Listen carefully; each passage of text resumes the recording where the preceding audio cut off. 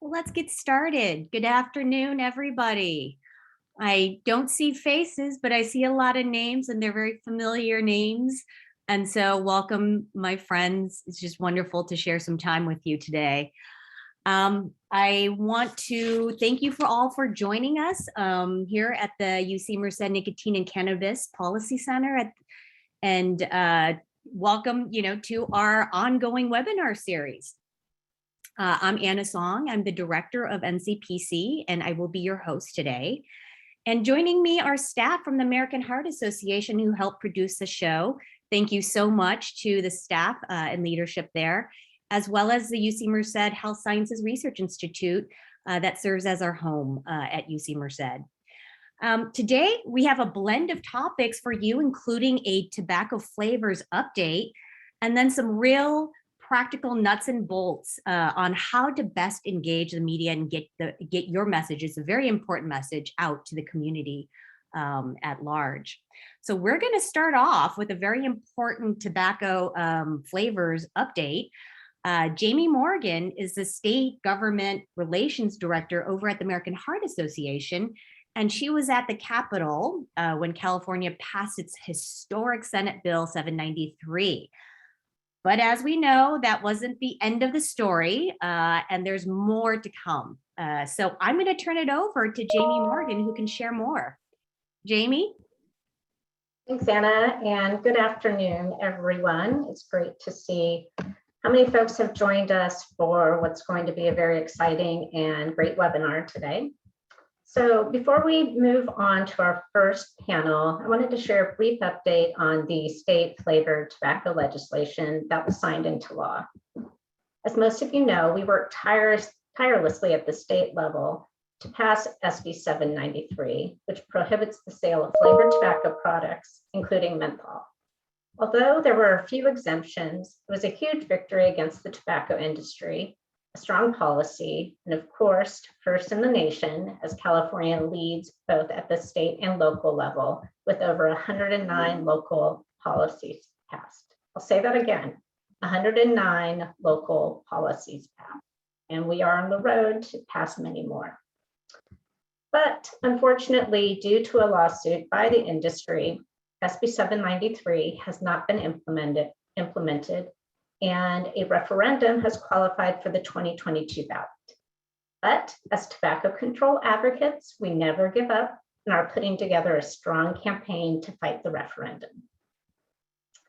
It's my pleasure to introduce our first speaker, who truly needs no introduction, as he has been a tireless tobacco control advocate over the years and instrumental in our flavored tobacco fights, starting with menthol.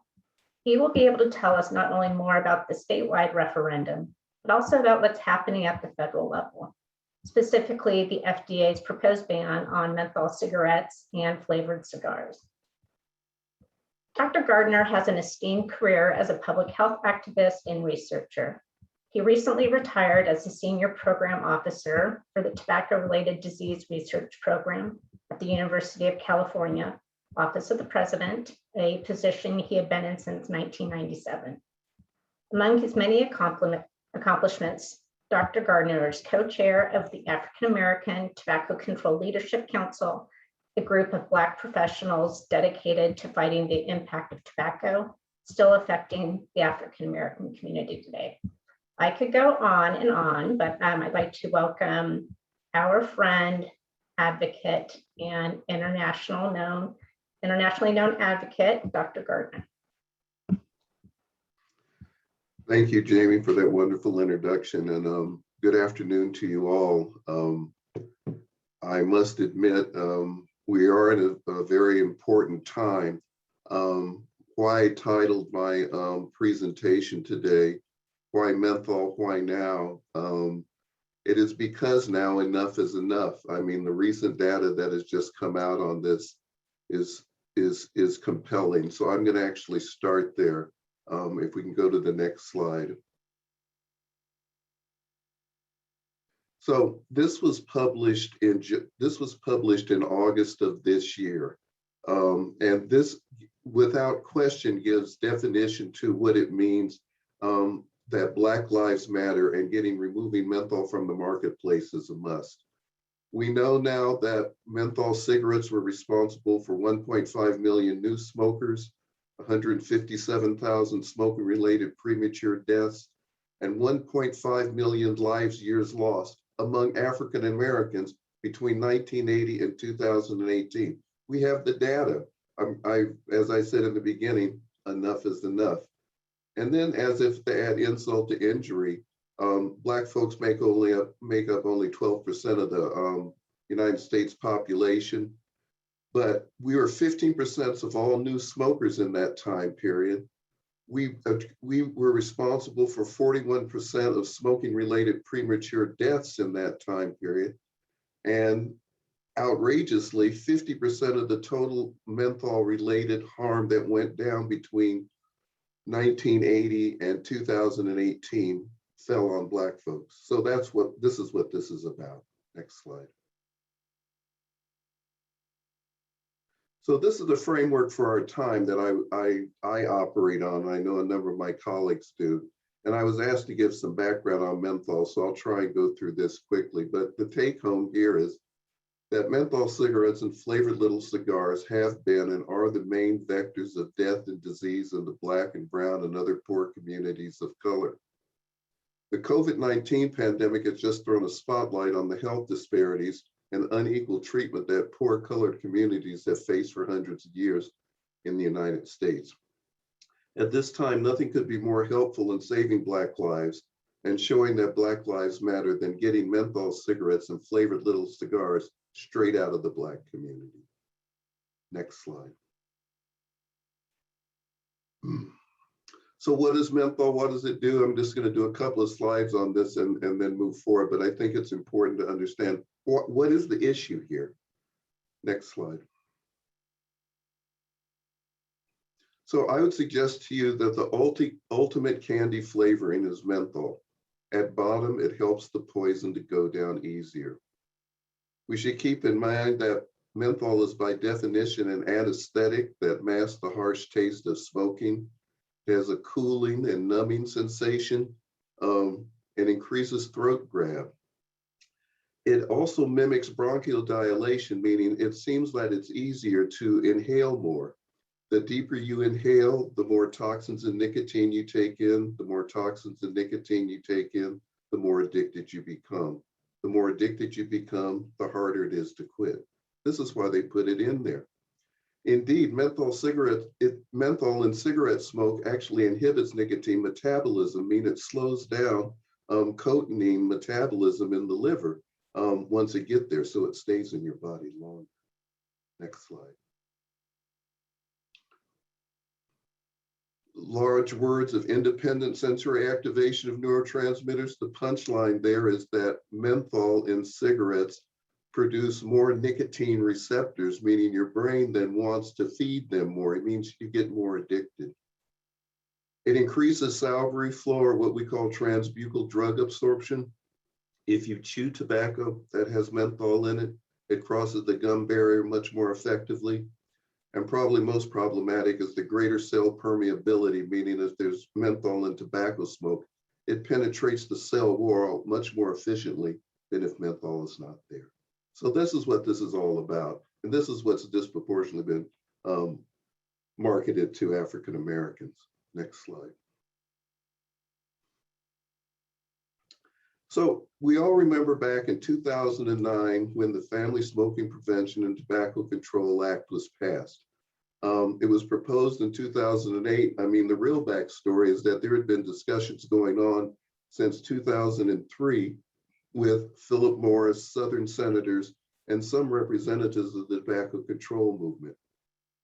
The agreement they came to is that they eliminated 13 flavors in cigarettes, but in doing so and excluding menthol, it meant it threw African Americans, women, youth, Native Hawaiians, Filipinos, folks from the LGBTQ community, Puerto Ricanos, folks with behavioral health issues, in fact, homeless folks. I haven't even put all the groups up there.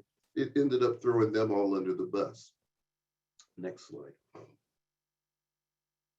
By 2013, The Public Health Law Center produced a citizen petition to call on the FDA to get rid of menthol. What was interesting about the argumentation there, it had been 18 months since the FDA had come to the conclusion that removing menthol from the marketplace would be beneficial to the public's health. 18 months. Now we're 8 years later. It became clear in 2020 that the FDA lawsuit against them, they would respond to the citizens petition. And I'll say a little bit more about that in the next slide. Next slide. So in June of 2020, my group, the African American Tobacco Control Leadership Council and Action on Smoking and Health, filed a lawsuit against the tobacco industry, saying that they, not the tobacco industry, against the FDA, that they had been dragging their feet on this issue. We were joined later that year by the American Medical Association and the National Medical Association. What's interesting about this is once we sued, it was then that the FDA came to us and said, well, we'll respond to the citizen petition, which had come out in 2013, to avoid the lawsuit. Next slide. The defendants clearly are the Department of Health and Human Services, the FDA itself, and the Centers for Tobacco Products. Be appraised that Mitch Zeller, who's the director of the Center for Tobacco Products, had been part of all menthol conferences prior to that, and had always called for them to be outlawed. Next slide. So the good, the bad, and the ugly. The FDA finally acted on April 29, 2021. They started the rulemaking process. They admitted that menthol should be removed from the marketplace, included a rulemaking around flavored little cigars, and mentioned the importance of putting money aside for cessation. Of course, the bad is the rule, as we all know, hasn't even been made public now and won't be made public until April of next year. Then with all the amendments and challenges that will take place, it'll take years for it actually to make its way back. Maybe in the question and answer, I can give you a detailed, what goes first, what goes next, what comes after that, and et cetera. But it will take years. And I guess the ugly is what we all know is going to happen. If the FDA actually moves forward with this, the tobacco industry will sue, and probably sue more than once. Next slide. As already been mentioned, SB 793, why I say the tobacco control movement made its own bed, and I'll come to that at the very end. It was signed by Governor Newsom on August 28, 2020. 3 days later, August 31st, the tobacco industry announces a referendum campaign. They spent over $20 million to collect 650 plus signatures to block implementation. Of course, 793 has exemptions for hookah, premium cigars, and loose leaf tobacco. Why this is important is that a number of us work at the local level, and we are running into, well, we should just follow 793 and exempt hookah, premium cigars, and loose leaf tobacco. And we know, for example, hookah is the go-to product for flavors for this upcoming generation. Next slide. I would suggest to you that the fight must continue. We can't wait on the state or the FDA. Lives are at stake. We should continue the fight at the local and state level. It has been 12 years since the passage of the Family Smoking Prevention Tobacco Control Act in 2009. Enough is enough. Next slide. The take-home message here is that menthol is a social justice issue. The disproportionate marketing and targeting of candy-flavored poison to African Americans and other specially oppressed sectors of our society is outright discriminatory and genocidal. We're talking about the poorest, folks that are the least informed, folks with the fewest resources. Indeed, the definition of preying on the most vulnerable sectors of our society. Next slide. If menthol were banned, hundreds of thousands of lives would be saved. Not everybody would have to quit. Let's just say 30% of the people who quit in the next 30 years, over 500,000 lives would be saved. 250,000 of them would be Black folks. Next slide. So what's at stake? This is what's at, next slide. This is what's at stake.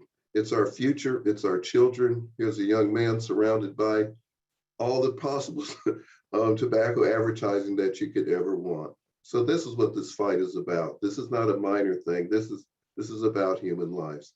And again, enough is enough. Last slide.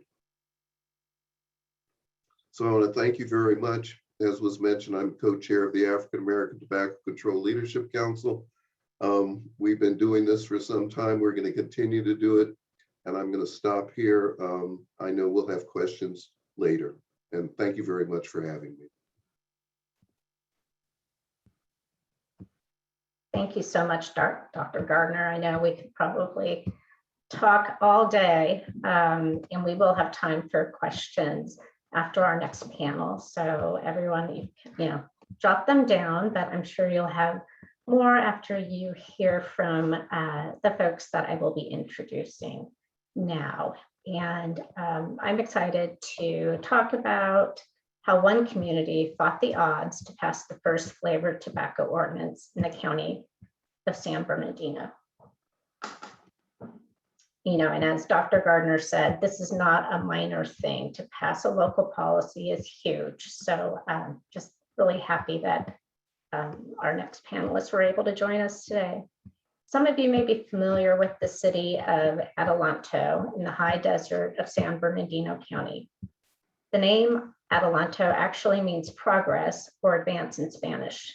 And that's just what this community did. They made real advancement in tobacco control. I'm so pleased to be able to introduce our speakers who will tell us all about this great success. First, please help me welcome Selena Mead, who is the program coordinator at the California Health Collaborative in Victorville. Selena worked closely with youth groups and the community to make this campaign a success. And joining Selena is Kenneth Artry III, a community health worker with El Sol Neighborhood Educational Center.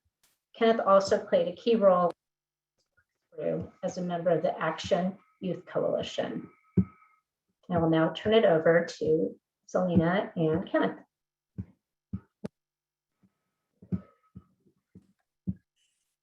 Thank you, Jamie, for that very warm welcome. My colleague Kenneth and I, we are very excited to have this opportunity to talk to you about the strategic media plan that was put in place to complement the Youth Coalition's efforts to address youth access to tobacco in their community. And then sharing a little about us, the Advocates Countering Tobacco in Our Neighborhood, or Action Youth Coalition, was established in 2018. The group consists of youth all throughout the high desert region of San Bernardino County. As a member, I, including my peers, have led and had amazing opportunities to raise awareness for the harmful effects of tobacco within our community, and also advocate for local tobacco control policies that will protect members of the community for generations to come. Next slide, please. I want to start by telling you a little bit about the city of Adelanto. Adelanto, California is 48 miles north of the city of Ontario, California. The population is just about 34,000 people. About 60% of those identify as Hispanic or Latinx. About 20% of the population identifies as Black or African American. And the median household income in the city of Adelanto is about $40,000. Something that was very interesting during the time of this campaign, the city of Adelanto was actually facing bankruptcy. And so in an effort to avoid this, in 2015, the city council began to approve a series of ordinances allowing various types of cannabis activities within the city with the hopes of generating a new revenue source to save it. While this was in mind, many of those thought it would be absolutely impossible to pass tobacco control policies in this climate, knowing that they were aggressively reaching out to the cannabis industry. Next slide. And so in August of 2018, the Action Youth Coalition initiated the first phase of our media campaign or our community touch base, as we like to call it. We were very aware that this was the election season, so we utilized that opportunity to build capacity around our campaign efforts. We strategically decided to table at the Adelanto Community Day, where we were able to gain the attention of our local state representative's office, the current mayor, and several of the contending mayoral candidates who were trying to gain votes from their community.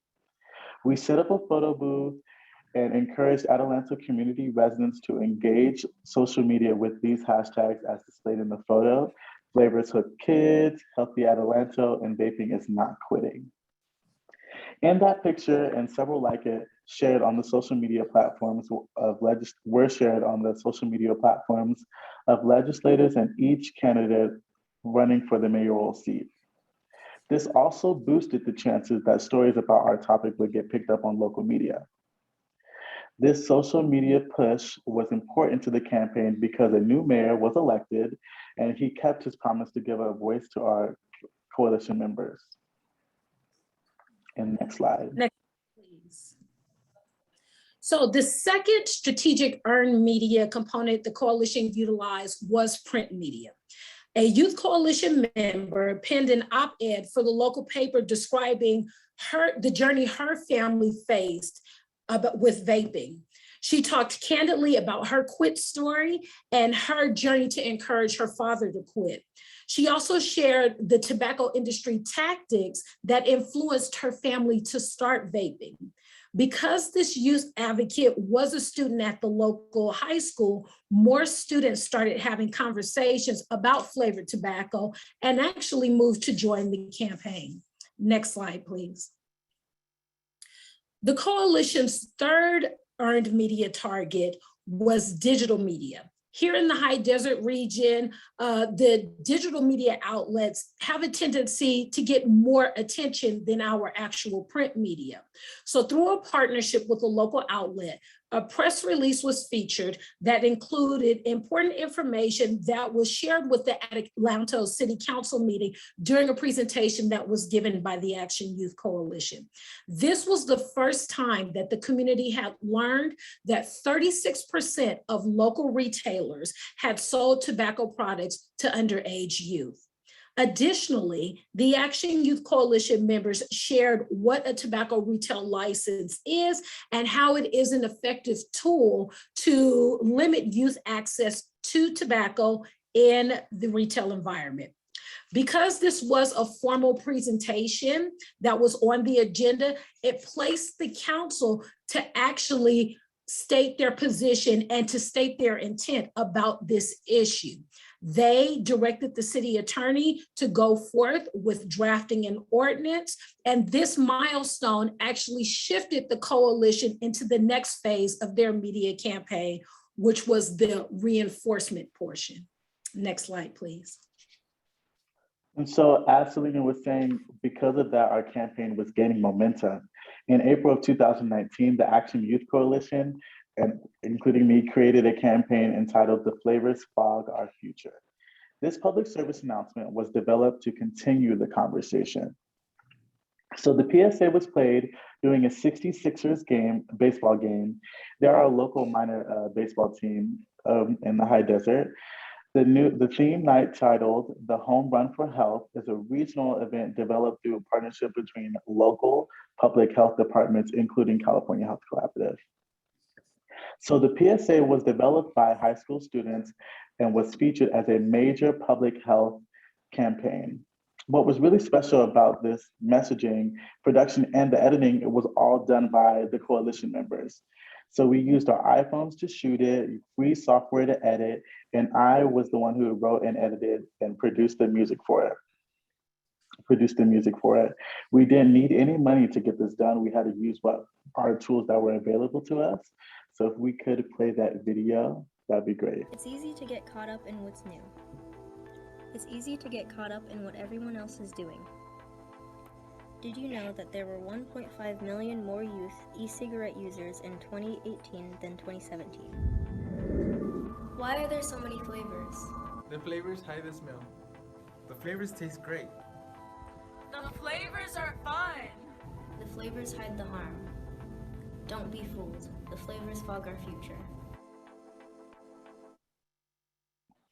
And so that being said, this PSA was also shared on the social media page of the Adelanto Mayor Pro Tem with the caption, "The youth have become our teachers."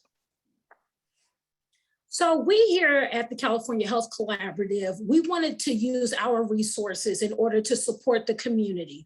What our media department did is they got the coalition members together and they asked them what would be the best way for us to utilize paid media. So the first thing that they did is they asked that we place billboards on the main arteries of the city. There were 3 that were placed. 2 were placed on Highway 395, which runs north and south. This was the first billboard here.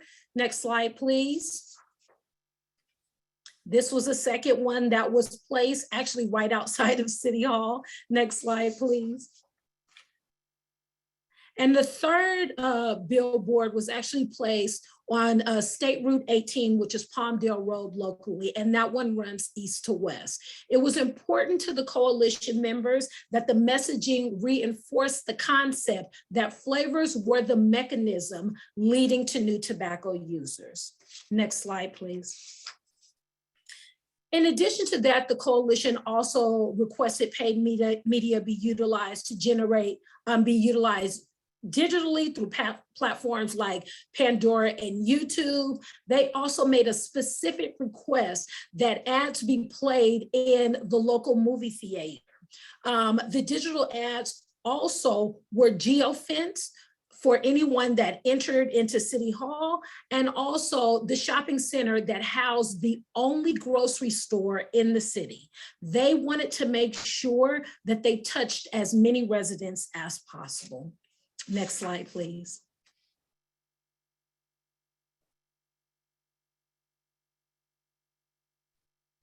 And so on December 11th, our campaign was successful. The messaging efforts planned by the coalition were successful. Let's listen back to the comments of the Adelanto Mayor Gabriel Reyes on the day the ordinance was passed.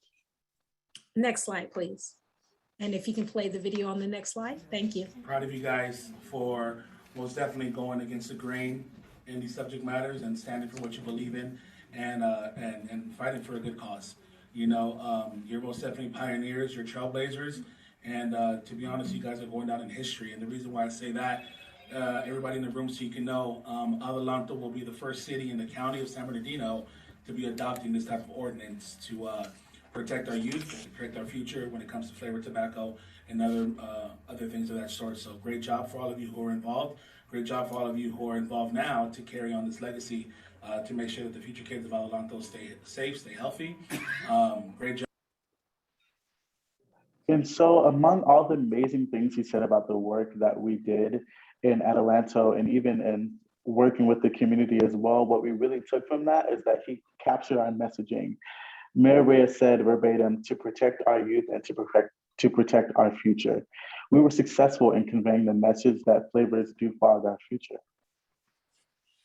Yes, and this was actually a great success because this flavors tobacco policy, this ordinance, not only contained flavored tobacco, but it did also include menthol. Next slide, please.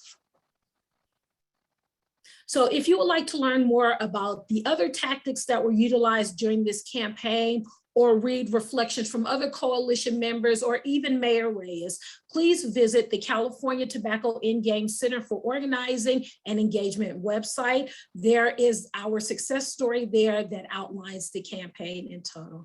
Thank you very much for this opportunity to tell you about our little town of Adelanto.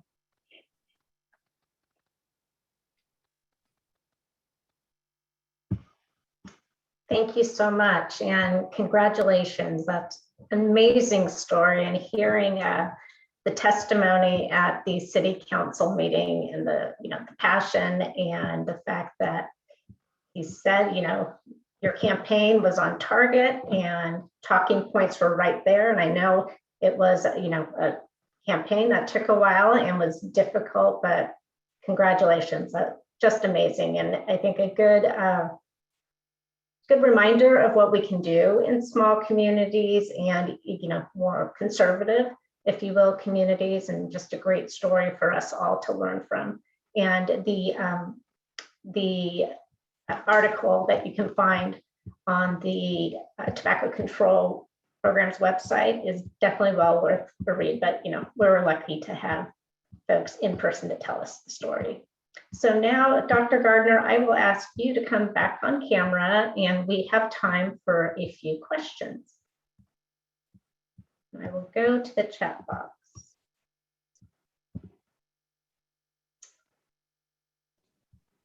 Jamie, I actually had a question. It was a very, it's a great story, guys. I've been involved in doing this at the local level, and some of the, in San Francisco and Sacramento, your story, though, was very evocative. I wanted to ask you, because we're running this all over the country, the menthol exemption has been touted widely in a number of different locales, and we've had to fight to get over it. How did you folks fight to get over it? Did the industries try to single out menthol? Please respond. Thank you for that great question, Dr. Gardiner. Actually, we took a page out of the AATCLC's playbook. We studied the work that you all did in the city of Beverly Hills.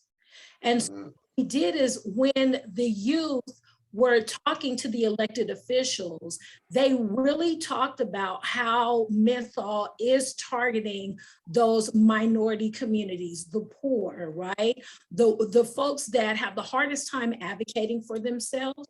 And the demographics of the city of Adelanto in a lot of ways reflect that. So it was able to really resonate with the elected officials. So actually, we looked to the experts. We looked to you. Tobacco industry did not actually approach the council in the city of Adelanto. I don't think that was, I think that was more because they were probably busy in another location that had a larger population. But I do know that they are aware of what has happened. So in a similar vein, let me ask you a question about hookah. What we're running into now is that many locales that we're doing work in, like we just had the, we got flavors and menthol restriction passed in San Jose just last week. And of course, there's a hookah exemption, and of course, that gets back to 793 and the bid we made for ourselves. Having said that, was there any discussion of hookah? Or was this before hookahs, became just over the top available? I mean, was there any, yeah, go ahead. This did take place before the discussion of 793 actually became more mainstream. So they were not aware of the movement that was happening at the time. So it was really a timing situation. You've been very informative, very informative. Thank you very much. And once again, we just thank you for all the work that you have done, because we did not look to reinvent the wheel. We actually studied the history of the experts. So thank you very much for being such an amazing role model and advocate and pioneer in this area. And I definitely second what Selena said. We're really grateful that we get to at least follow a little bit in your footsteps. We're greatly appreciative. Thank you. Thank you both. Thank you. Wow, well, thank you. Some other questions are coming through. I have one for the folks with Adelanto, and then one for you, Dr. Gardiner. But the first is, what media did you find appealed to youth the most? What appealed to them, and what was most inspiring in terms of trying to get them engaged? I can answer that question according to Adelanto. When we were doing it at the time, social media, there's different aspects of social media, whether it's word of mouth, digital, and print, as we said in our presentation. To youth, it was more beneficial to use digital media and social media, keep it in conversation and keep it on digital so we can always see it. All the youth are on their phones. And so we know, like, for instance, we were talking about it around the table, like, I know there's not a moment or a day where I don't look at my phone. So how can we place that in if we're listening to Spotify, let's get an ad on Spotify. What does that process look like? So we found that digital was easier with young adults and print was easier with older adults or the senior citizen community. Print was easier, but as of youth, digital and more word of mouth social. Thank you. Great. And Dr. Gardiner, you alluded to the FDA kind of guidelines or timeline coming up. Can you just share a little bit more on that? Look, thank you for asking that question, Jamie. People should be aware the practice of the tobacco industry will be this, and while it's a great thing that the FDA took the first step in this process, what's going to happen is in April of next year, in 2022, that FDA will put forward a rule. We're hoping that rule says we want to remove menthol not only as a characterizing flavor, but as an ingredient in tobacco products. Be appraised that most tobacco products have menthol in it, even though it isn't characterized, even though you can't taste it. The reason it's in there are the reasons I went over. Having said that, there's typically a 3-month period of comment. What they've done in the past is that period of comment gets extended to 60 to 90 days. And literally, and this is an exaggeration, this is just from past experience, over 100,000. The last time they did this in 2017, there was somewhere in the neighborhood of 450,000 comments were put in. And the FDA then has to take time to look at all 450,000 of these things and respond. Once that period is over, that 6 to 9 month period, the rule has to then go to the Office on Management and Budget, the OMB. And everything goes through the OMB because everything has to be fundable. And they will look it over, and that'll take a number of other months. Once that's done, then the FDA will then have to write the final rule, which usually takes a number of months. And once they write the final rule, once it's posted, there's another 60 to 90 days of comments. And as I mentioned in the presentation, what the industry will do now that we're 3 years into this, they will sue to prevent the implementation of this, similar to what they did with 793. That's what they do. They blocked it. So I can't emphasize it more that it's extremely important that at the local and state level that we continue the fight to get rid of menthol and all flavored tobacco products, because we can't wait on the FDA is my new slogan. And frankly, enough is enough. We have enough data. We can show that it's killing folks. We just need to do something about it. Thanks, Jamie. Thank you. I think we all agree enough is enough. I could hear us, like if we were in person, start chanting. But I think another question in the chat box from Valerie, and she's wondering if there was any pushback from tobacco retailers in Adelanto. She thinks their city council is hesitant to make decisions that would negatively impact small businesses, even though they support the cause. So it's hard to argue against loss of revenue. Do you have any advice? Thank you very much, Valerie, for that question. It was actually an interesting climate in the city of Adelanto. We did not receive any pushback from the retailers, and it was because really the culture of the city. Some of the council members actually grew up in the city. And so when we provided them with the list of retailers who actually sold to the youth decoys, they knew a lot of them. So they went into those stores and had private conversations with folks. And so it became a very personal matter. And so in particular instance, we did not receive any pushback from the retailers. And I know that that is not common. I'm very aware of that is not common. But in some of the other campaigns that we've worked on, what we really like to do is just really try to really understand the culture and the climate of the area and look at those special things and really find the parallels where the retailers and the messaging that they can meet in the road. And we try to pursue those narratives in that discussion. I hope that's helpful, and good luck with the work you're doing.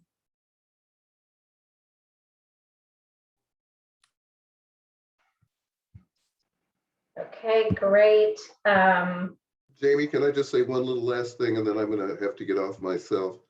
It's Absolutely. It's extremely unusual for the retailers not to speak out. In fact, there were at least 3 retail specific meetings in San Jose where hundreds of retailers were on the phone. A different one after, one in July, one in August, one in September. Hundreds. And then for you guys not to have any, I wish that's not going to be the case most places. The people that are listening should be aware that's an extraordinary circumstance that took place. Normally, NATO didn't come out, the National Association of Tobacco Outlets. Yeah, no, they speak at every count. I've been doing this a long time. They speak at all council meetings. Anyway, congratulations, you guys. All right, well, thank you for so very much. This has been wonderful, and I wish we had more time, but I need to turn things back over to our host, Dr. Song. I'll let you take it away. I am so incredibly inspired. I am absolutely thrilled and inspired. Thank you so much, Dr. Gardiner. Thank you so much, Selena and Kenneth, for inspiring us and letting us know that it is possible. The other thing that I do want to thank Dr. Gardiner for is reminding us the process of the FDA announcement and the fight that's ahead. So folks, if you're interested in having your voice heard, remember NCPC is here to help you and submit those public comments because they matter. We are here to help you do that. So on that note, I've got goosebumps. This is amazing. But we're going to transition over to the next part of our webinar. And I'd like to introduce to you the next section on the role of the media, advertising, and public awareness. And we have 2 amazing moderators joining us.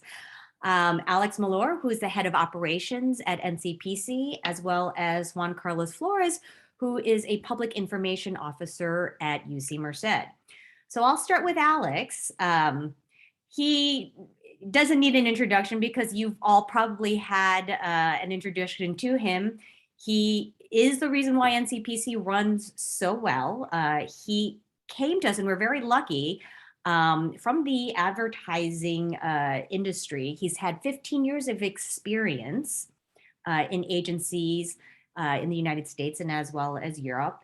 And his skills, along with helping to build a center and promoting good health in the region, has been to develop and create print, digital, social media messages.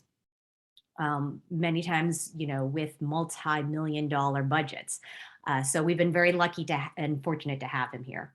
And let me tell you about Juan. We're very lucky at UC Merced to have Juan as a part of the UC Merced family. He's got more than 10 years experience in TV newsrooms, mainly in Los Angeles and Fresno. He's had various positions in the media, as well as some experience on the editorial side or the editing side. But the big and amazing part of this is that he is a UC Merced alumni. He's one of our graduates. So on that, I'm very pleased to hand over the webinar over to Alex and Juan. Thank you so much, Anna. It's a pleasure as always to work with you, and I'm delighted to be part of the NCPC, and it's kind of a real honor to be part of this, or be asked by you to be part of this. As Anna has outlined, my background is 20 plus years in advertising, primarily within pharmaceutical industry. So I helped launch a number of pharma products, working for corporate America and as well as corporate Europe as well. So apologies for that. I was working for the man. But my life has now been kind of more focused towards helping the community, which is why it's a real pleasure to be here.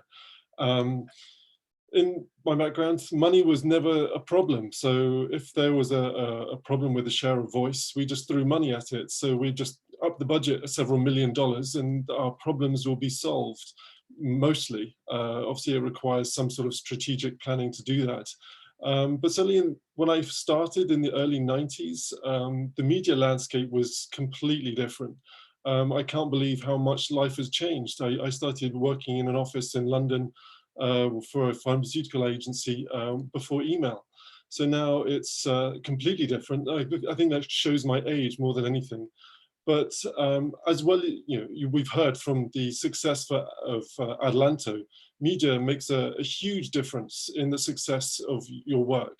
And certainly an efficient strategy is vital for community outreach within areas that, like the San Joaquin Valley, are quite difficult to get to, and it requires a broad brush approach rather than specific media spends on one thing. You have to kind of plan it more delicately.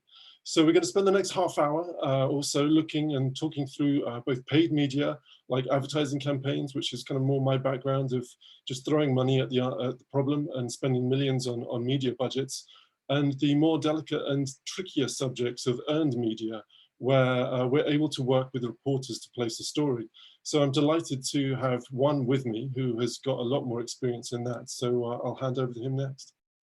Thank you, Alex. And again, thank you everybody for joining us today. We really appreciate it. We're going to kick off with a focus on paid media. We have Valerie Koch. She has served as a communications and marketing director for the American Heart Association for almost 5 years now. And before joining Heart, she spent many years in radio, specifically iHeartMedia, where she was a marketing director and a promotion director. So Valerie, I'll turn it over to you. Thank you so much for joining us. Hi, thank you for having me. Appreciate being here. So I'm going to go over some top line tips or things you can think about if you're going to place some paid media. And I think the example that we just saw really shows how you can use some smart placements to complement what you already have going on the earn side. So it's a great thing. If you can go to the next slide. So the first tip is to sort of know your budget, how much you can spend, and why this is important is it can inform choices before you even engage a advertising sales representative. So you have to think about TV is generally more expensive than, say, a digital campaign, and thinking about what you need to spend. It's also going to be the first question that your advertising representative asks you when you call is how much do you need to spend? And you want to make sure that you have enough budget.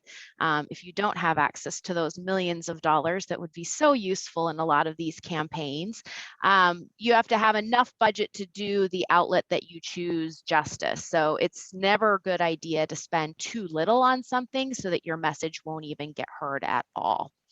The next tip is to kind of know the schedule, like when do you want to start and how long do you want your PSA to run?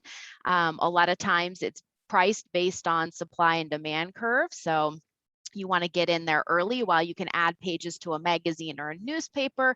There's only 24 hours in a day. So when you're buying on air time, the pricing sort of fluctuates based on time. And it's also important to know when you want to start, to know if you actually have time to produce something when you want to start. TV production generally takes longer. And being on, if you want to get on tomorrow because you have an immediate issue, then you have to think more digitally, social media, and some of the different outlets.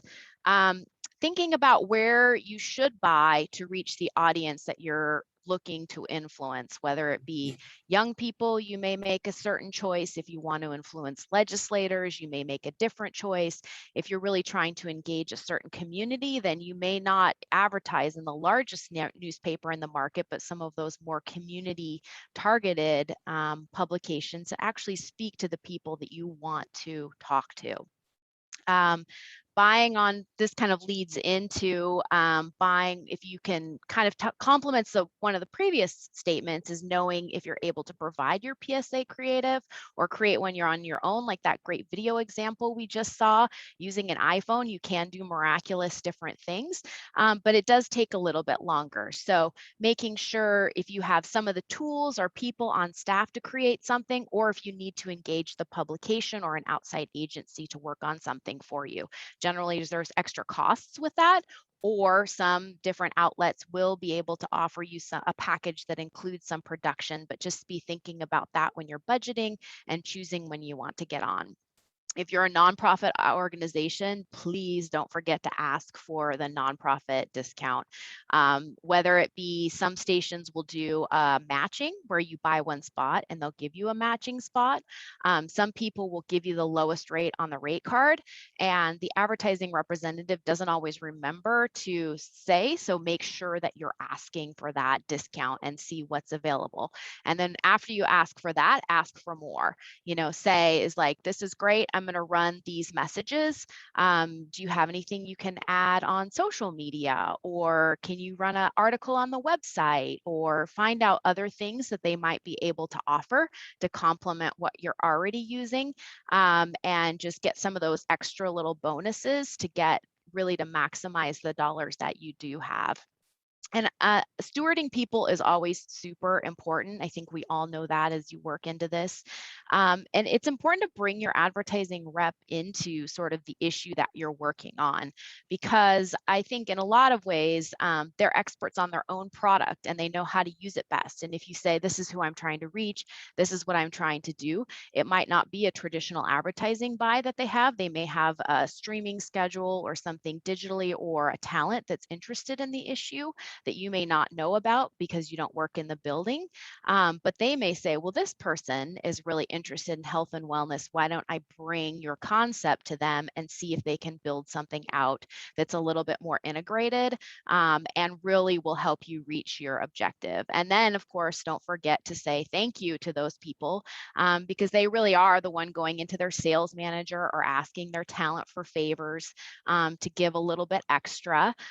So those people, a good thank you.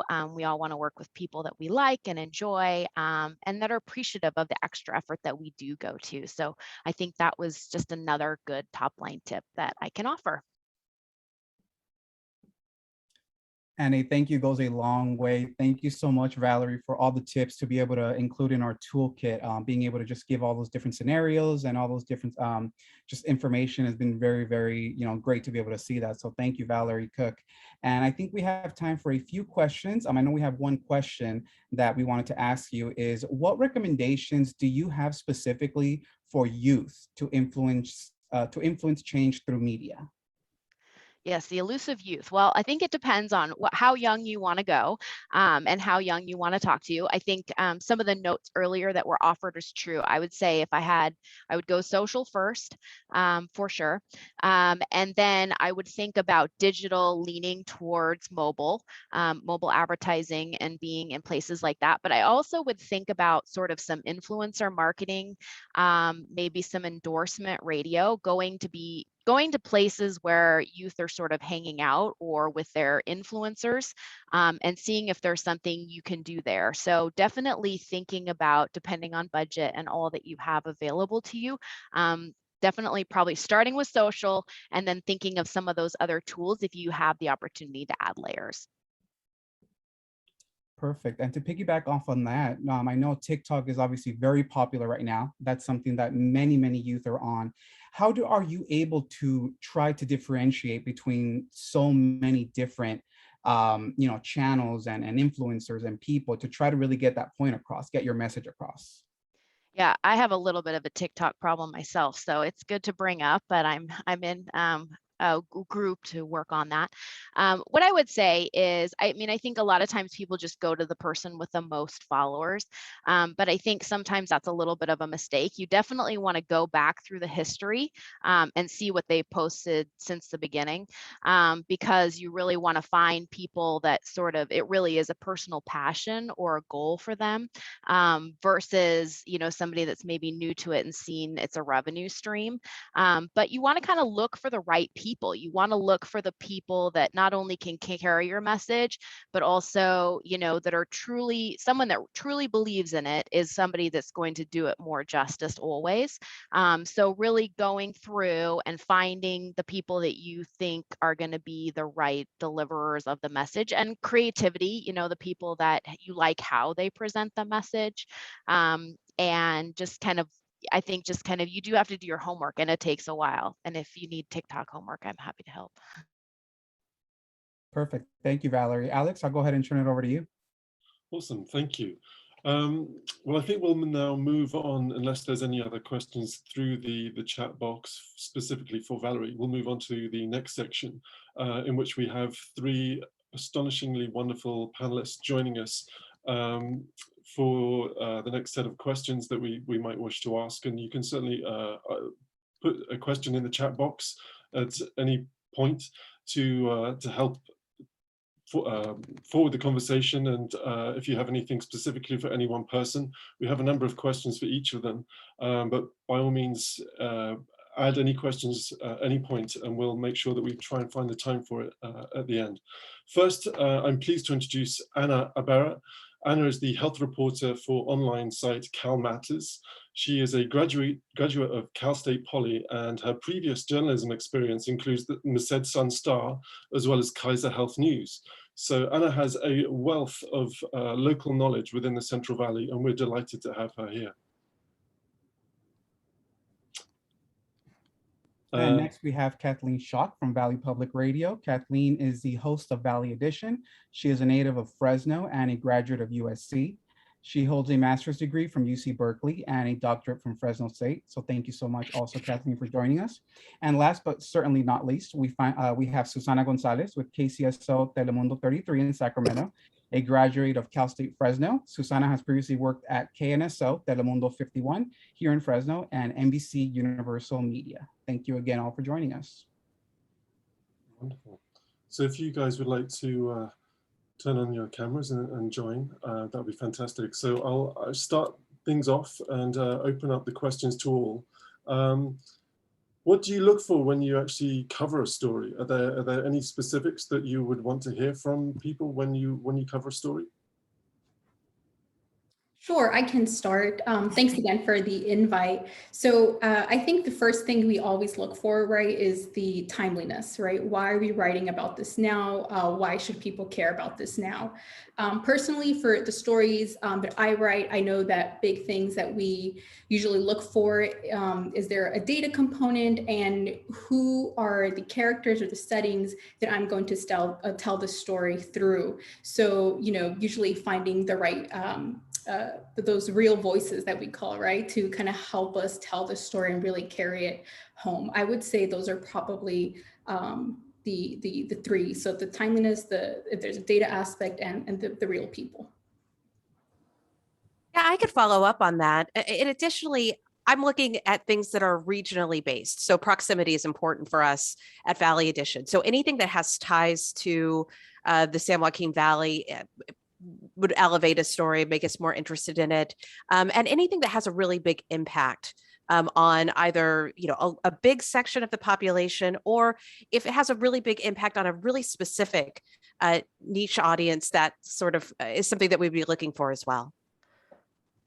And I'm just going to pretty much copy on that too. It's definitely has to do with timeliness, because as you know, everyday news, I mean, you're kind of with the latest information, and particularly being able to connect and putting a face on, you know, stories and current issues that are going on, whether it's health related, politics, and, you know, anything like that. You always kind of want to personalize these stories so people understand whether the impact it has had on these communities. And, you know, really, if you're, I mean, obviously I'm here in Sacramento, but you really have to also see the market or the area that you're going to be proposing this to, because at least here in Sacramento, I mean, we do have a really big Spanish speaking audience, but in Los Angeles, that issue could even be bigger, where there's more Hispanics out there. So definitely as well, timeliness, who is it going to impact? How are they going to connect? More importantly, and putting a face, you know, on the issue. Excellent. And we'll go on to our next question again for all 3 of you. Susanna, we'll start with you this time. How do you prefer people reach out to you about story ideas? Email, phone, social media, or something else? You know, it's funny because we actually talked about that this morning. There's not a specific preference because at least with TV stations, you probably know, we're constantly getting emails and we're constantly getting calls and messages through social media. But if I could pinpoint, I would say start off with an email. That's always kind of like the best route, just to kind of get things going and just to give a little bit of information background, and always follow up. We always say with the phone call, because again, sometimes with the whole COVID situation, there's not people at the station most of the time, so they're on their phones, at home and stuff like that. So always follow up with a phone call. And social media, most journalists nowadays, we're very accessible through social media. If you can't get us through email or phone call, definitely social media is kind of like that next step. But for the most part, for TV stations, I would say start with email and work your way around, but all methods of communication are acceptable or preferable. And Anna, same question for you. Yeah, I would definitely say email is my preferred means of communication. And then, what has worked in the past is when you don't hear from me in a day, people will send me a direct message on Twitter, and that'll remind me, like maybe, it got flooded in my email, and then I'll go look for it, and then I'll actually see your message. So yeah, I would say email and Twitter for me. And Kathleen, anything you'd like to add to that? Yeah, I would just want to echo that email is probably your best way to go. But when you're crafting your emails, spend some time thinking about your subject header. Just this past week, Friday afternoon, I got an email from an organization that the subject head was, great things happening at fill in the blank. And I thought it was just a marketing email. So I ignored it and didn't read it until Monday morning and realized there was actually a really great story in there and embargoed information that I wish I had realized was there on Monday or on Friday. So let us know that it's a story idea in the subject of the email. And then if you have a press release, I really recommend embedding that press release in the email itself, as opposed to attaching it, because then I'm more likely to see it. Very cool. Thank you so much. Alex, go ahead and take it away. Awesome. Well, thank you so much. I think the next question touches slightly on that, but I think this is from a slightly different perspective. So I'll just address this first question to you, Anna, and then I think the others can probably answer the same thing as well. What type of information do you need to include in the stories that you write? What helps your stories actually get approved by your editor? Yeah, so like I said, kind of similar to the first question, the thing that my editor always asks is what's the urgency, right? Like why now? Especially, in this time of COVID, when we're writing about COVID a lot, and that's kind of what's on everyone's minds. So the question she'll ask me is, why are we going to steer you from your COVID coverage to this, right? So what's the urgency here? Again, we only have 2 health reporters at CalMatters, so it has to be, we have to make a great pitch to our editor, and that starts with you all, right? Making a great pitch to us so that we have more information to relay that to our editors as to why this would make a great story. I would also add, so I mentioned the data component and real voices, and those 2 things are really important because that also helps with our visuals. So at CalMatters, we're online, right? But I will say that as a nonprofit news organization, our stories also get covered or carried on to a lot of the print media who maybe don't have a health reporter to cover that beat. So they'll just, they can take our stories. But when I talk about visuals, that helps our social media people really share our stories on Twitter and on Facebook and Instagram. So if we have someone, so we can send a photographer to a location and interview like a real family or real people, that means we have a gallery of photos and a gallery of great quotes and that is just gonna mean that our social media people have more to work with, and they're sharing our story more and just getting more readers to that. Awesome, thank you so much. I'll just open that same question up to Kathleen as well. And is there anything to add? Just to reiterate that anytime you can provide a person, give us an example of whatever the larger issue is, when we can bring the story down to the individual level, it just makes it a lot more compelling. But I second everything that's already been said. Awesome. Thank you so much. Susanna, anything to add on that one? Yeah, I mean, I'll copy what they said. I think it's definitely personalizing an issue, but at least with the Spanish speaking network, it's always hard for us when we need an expert to talk. So when you provide or when you pitch some of these stories, if you have additional experts that we can always talk to, because that's always kind of like the hardest part for us to get at least an additional Spanish speaker, to really connect and get that message across with their viewers. That's always very helpful. And visuals more than anything. If you have some information background, stuff that we can use to, again, pitch those stories, that's even better. And, obviously any type of story that really affects the Latino community in general pretty much affects everybody else as well. So any of, issue that you feel that can be, whether it's educate, inform, or just in general, kind of get a connection with the viewer, that's just always kind of very helpful. So. Thank you so much. Great. And now let's go ahead and focus on radio for the next question. Kathleen, we'll go to you for this question. How do you determine segments for Valley Edition and the guests that you interview? It really varies week to week. We as a station and as a news organization, we really try to focus on communities that are maybe underserved by other media outlets. So we, try to cover a wide geographic base. We try to think about what are some communities that maybe have been marginalized or have been disproportionately impacted by some societal stuff that's going on or whatever's in the news. So it really varies week to week, but it's we're just always looking, as we said before, for things that are new, that are topical, that are interesting, that people don't know about, but could get people talking. Excellent, thank you. Awesome.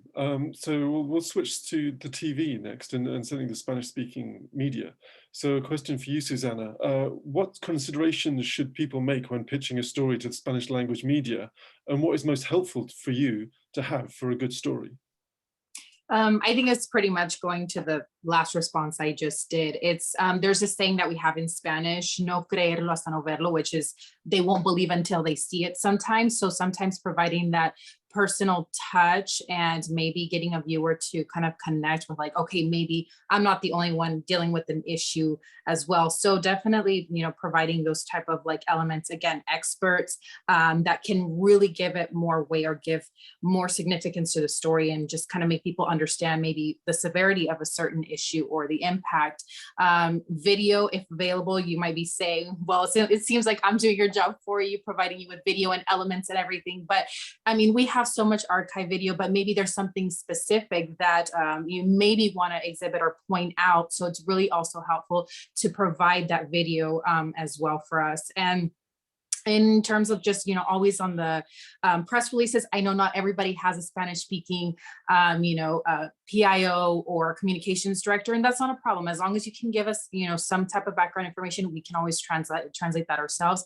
NBC does own Telemundo stations, most Telemundo stations. So we always kind of share that information, as well. And, we also pretty much, you have to realize that with Telemundo, we also share to other markets as well. So even though I'm based again in Sacramento, sometimes my story also ends up airing out in the Bay Area or Los Angeles. So, sometimes you want to think, on the big picture of also how can it affect maybe other residents or, other people within the state. So. Great, thank you, Susanna. And let's go ahead and, I'm sorry, I totally cut you off, Alice. I apologize for that. Thank you, Susanna. We're gonna go ahead and move with Anna. We have a question for you. With so much going on in our state with COVID-19, as you were mentioning earlier, how can we make a story idea related to health policy on tobacco or cannabis stand out and catch your attention? Yes, so we're a big fan of accountability stories. So if you can relate it or connect it to maybe,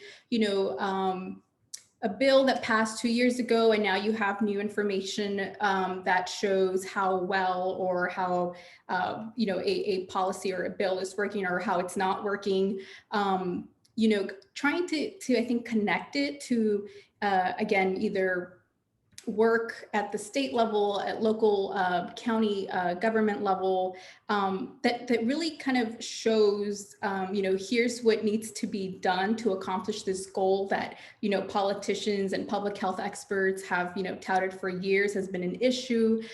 Here's what's missing, or, here's a story or a pitch about how well it's going in this city, and here's what's working, and here's how other cities or counties can replicate this.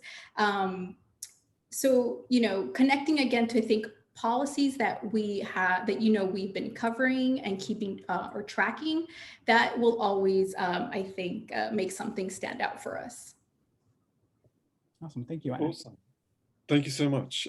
So again, switching back to radio, a question for you, Kathleen. What does an ideal guest for your show need to do to be engaging for your listeners? And what would you encourage them to talk or to be? Yeah, sure. Obviously, we want folks that are good communicators. And what I encourage you to keep in mind is sometimes that is the person who's most knowledgeable about a particular subject, but it isn't always that person.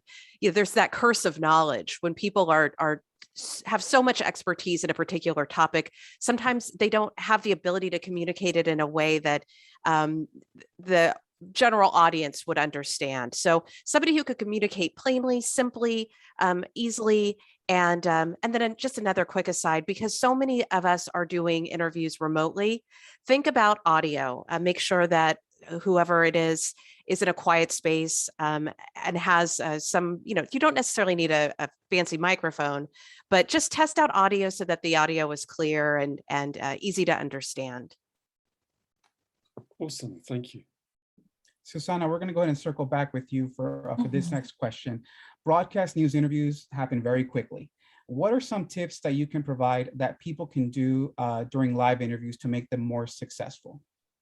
So I think going back to kind of, high school and college and stuff, it's all about homework and staying up to date with, the latest information, the latest issues, and things like that. So for example, if you have someone or a news station call you saying, hey, we need a live interview, you might have an hour or two to prepare. Sometimes it's minutes, but that's why it's really important for you to kind of jot down bullet points. Don't try to memorize so many things or so much information because, your mind is already, going through the stress and anxiety pretty much of going live on an interview. So just keep it simple, very conversational.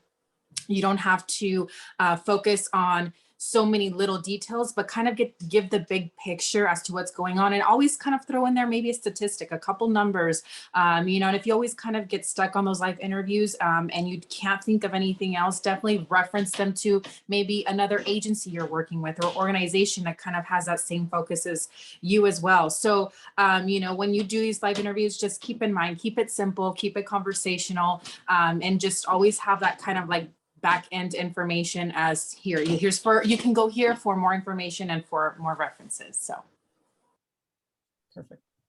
Thank you so much. Flipping back to Anna, a question for you. Where do you look for story ideas? Do you ever look on social media? Do you trawl social media for story ideas and follow up from that? Yeah, absolutely. I do. So I think social media is a great place to find what people are talking about. What are the concerns? What are the issues they're bringing up? People like to post often their medical experiences on Facebook and share with others. And you can search through there, putting some keywords, and you'll find posts about people who are living something that maybe you've been hearing about, and here's a person with a real life example, right? Twitter, I would say I would usually search Facebook for those those real life examples. Twitter, I feel like it's more useful to me to find some experts, like Twitter, right? Epidemiologists on Twitter who are based in California, like that's, I'll usually search some of that to find a new expert for a new story. So yes, I definitely browse social media, Twitter and Facebook to find voices for my stories and to find potential story ideas. Great. And just a quick follow-up one on that one. Is it just mainly Facebook and Twitter that you recommend or search through for social? Or are there any other platforms that you would recommend people post on to catch your attention? Yeah, I would say those are the main two for me, but I do recall back in, was it 2018 now, when we were all writing about Juul, right? Kind of in context with the nicotine policy here. I was searching more on Instagram because that's where you were finding these young, more, I guess, younger audiences posting their Juul experiences or sharing their likeness of the flavored tobacco. So I think it also probably would depend on what the story is and who is probably engaging or what platform they're probably using. So for a younger audience, I would probably also search Instagram. And I don't really know how to use TikTok, but that Juan mentioned earlier, probably TikTok now. Awesome, thank you. And moving back to radio, Kathleen, obviously it's not like television, not very visual. What can you tell people? What are maybe some tips that you can provide, audio tips for people to consider so that they can help bring a story to life? Because obviously listeners are listening and they're going to have to paint a picture in their head. So maybe a few tips that you can provide for them. No, I really wouldn't worry too much about that. I think similar to radio, if you just let us know in advance what to expect when we go out and cover a story, then we'll have a sense of, what cool sound elements will work for us best. But I just want to circle back, if I can, on the social media question. One thing that I would recommend that you do is identify some journalists who are covering the kind of stories that that are related to your organization, what you're promoting, and I would follow them on Twitter. Most journalists are on Twitter, and when organizations follow me, I follow them back, so I'm able to see what they're tweeting out, and that's a really rich source of story ideas for me. So. A quick question from somebody that's posted for us that's relevant for you, Kathleen. How are podcasts changing the media landscape for you? Podcasting is a space that we are really excited about, and it is changing things quite a bit because it's a little bit different of a medium in that it's on demand and it's in people's ears. So there's a sense of intimacy in podcasting that I think makes it really effective in terms of storytelling. Going back to the paid media, I would say I think that advertising in podcasting is a really powerful and I would imagine affordable way of getting your message out. But yeah, we're moving more and more into podcasting and doing more different kinds of storytelling in that space that could very much lend itself to sort of diversifying the kind of stories that we are able to cover. Awesome, thank you so much. Okay, we'll turn back to TV. So a question for you, Susanna. What stories are important to the Latinx community, and how can we tie our work to end tobacco use to their interest? So there's not a specific focus that we do when we do these stories that are more important to others, but because of COVID and the pandemic, that's kind of been right now, the focus, obviously. But more than anything, I think that, health, obviously, I think that's something that matters to everybody. And that's kind of the type of way we've been going with, whether it's educating, informing, helping people find resources for, for whatever their needs may be.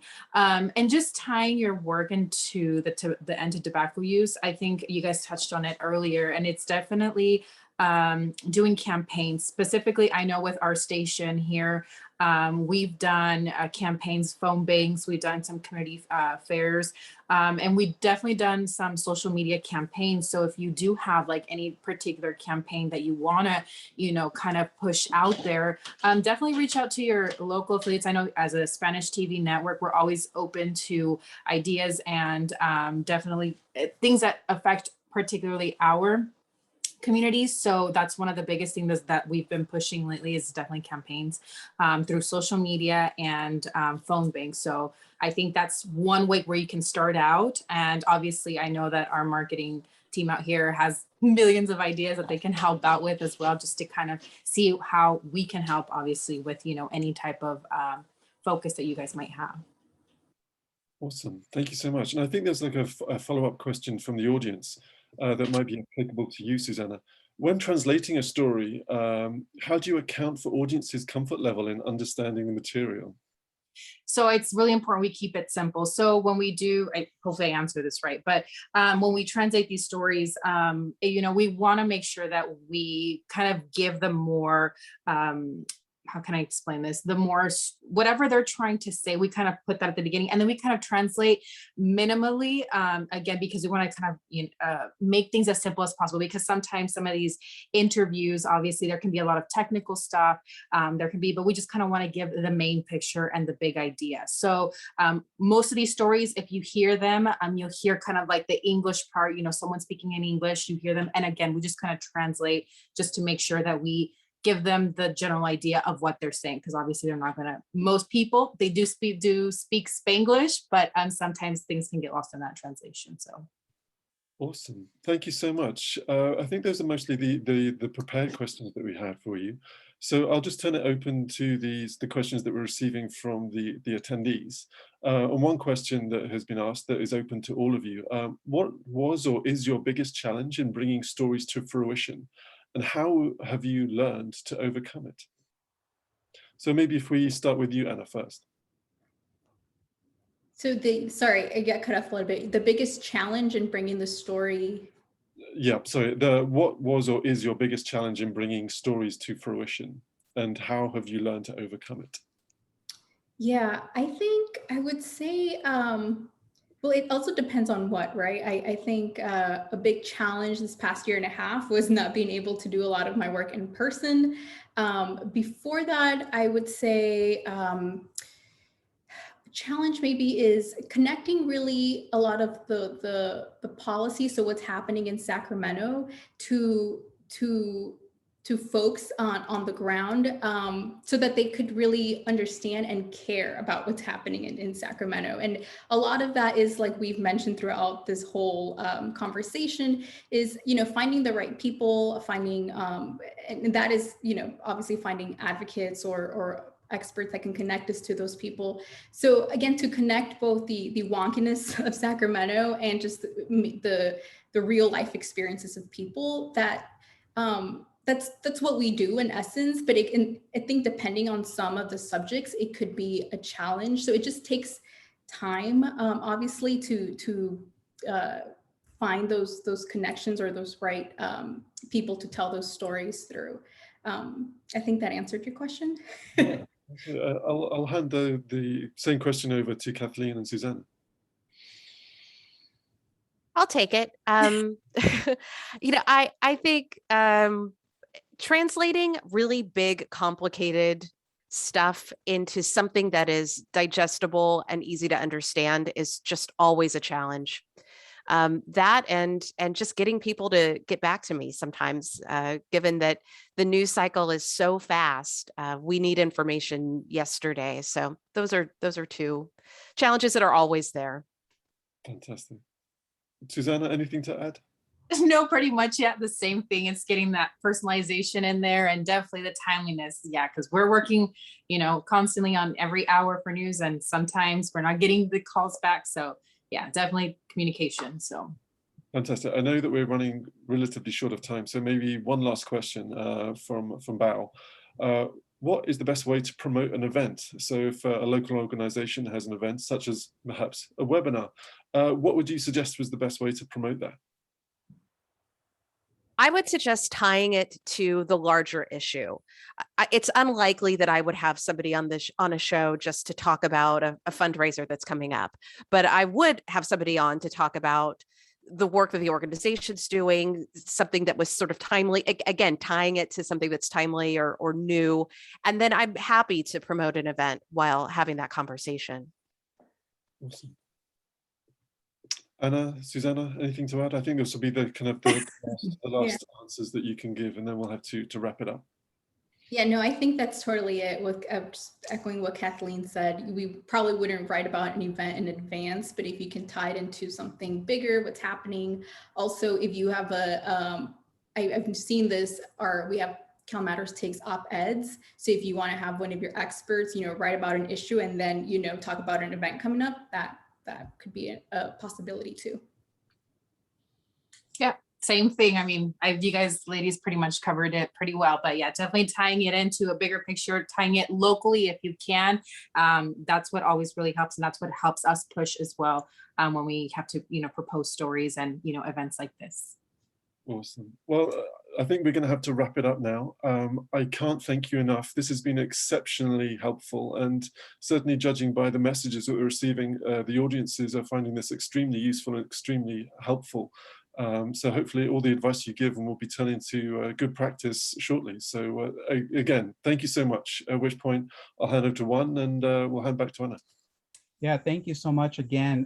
Ana Ibarra with CalMatters, Kathleen Schock with Valley Public Radio, and Susanna Gonzales with Telemundo Sacramento. We really appreciate you taking the time to chat with us, and we hope to be able to talk with you very soon. Thank you again. Anna-san, we'll turn it over to you. Anna, Kathleen, and Susanna, I say this over and over again, but as a part of the media, you are an important partner in this, battle to end tobacco. So I cannot thank you enough for joining and providing really great tips for our community members. And the community, this webinar session came from input from you.